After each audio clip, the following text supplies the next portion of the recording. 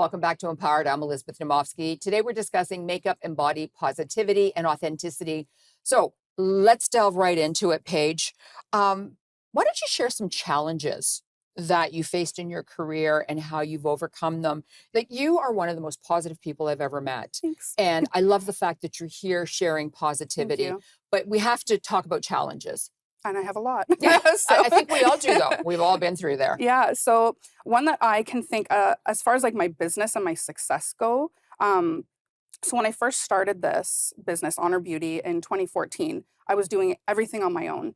And I am not a type A person. I have organized chaos around me. I know where things are. I'm an artist through and through. So when I started getting more in demand and people started emailing and it all kind of started flooding in, Mhm. there was a moment where I knew that I was not only letting myself down as a business owner, but I was also letting potential clients down Mhm. because instead of getting back to those emails in a prompt way within 1 to 2 business days, I was taking a week, 2 weeks, and I just felt everything crashing. And I was like, I feel like I'm drowning. I don't know how I'm going to keep up with running this business on my own.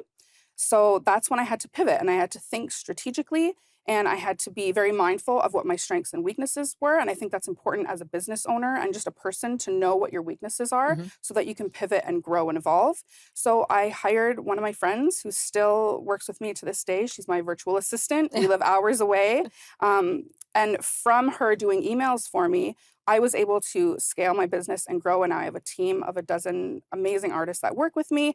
I don't have to do emails anymore. It's fabulous. And she has actually taken, doing emails for me, and she's turned that into a full-time career for herself. Mhm. So now she has a virtual assistant business. So from my, my weakness and my downfall as a business owner and an artist, I was able to grow my own business, and she was also to be able to create a business for herself. But you know what? That's important right now. You saw what was a weakness to you Hmm. and you worked around it. And now you're even more successful than you were when you had just begun. Yeah. But I think that's something that a lot of women need to look at as well. What are my pluses and what are my minuses? Yeah. And don't try to make those minuses positive, try to change yourself. Yeah. Try to implement other people into it to help you.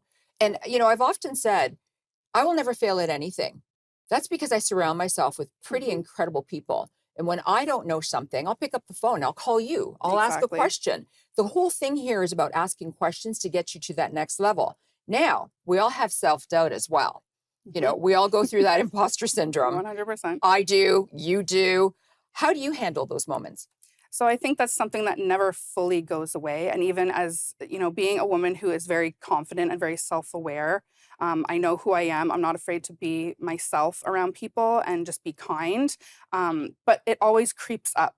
So when I feel overwhelmed or I feel that nagging voice, inside of my head telling me that I can't do something, instead of listening to it and saying, you know what, you're right, I take it as a challenge. Mhm. And I say, you know what, little voice in Paige's head, I'm going to prove you wrong. And if I want to do something, I'm going to do it. And even if I fail, to me, there's no such thing as failure. Yep. You can only grow and learn from your mistakes. And I often say, right, look at the failure, learn from it, Mhm. because all those failures build upon your success for the future.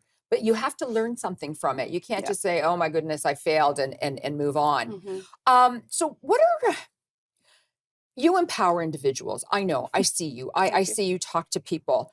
Um, you empower them to embrace their natural beauty, especially with that story that you Mhm. just told. But you also enjoy the transformative power of makeup. Mhm. How does that flow for you? Yeah, so I mean, there's a reason why I'm not showing up on TV with no makeup on. I know that it has power, right? So It's a superpower. yeah, exactly. And so I always tell clients, stay true to what you like. So with a lot of bridal clients, for example, a lot of them don't wear makeup.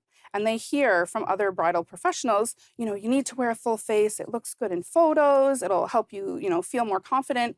But I strongly disagree with that. I think that whatever works for you, if it's wearing just a little bit of mascara and a lip gloss and then you're out the door, that's amazing. Mhm. That might not work for some people. If you want to wear a full face and do full contour, and if you feel like you want to edit your photos, I was there, I get it. I was once a person who edited my photos, Yeah. and looking back, it's very obvious. Yeah. But I think it's important to just do what you feel comfortable with and don't worry what other people are thinking.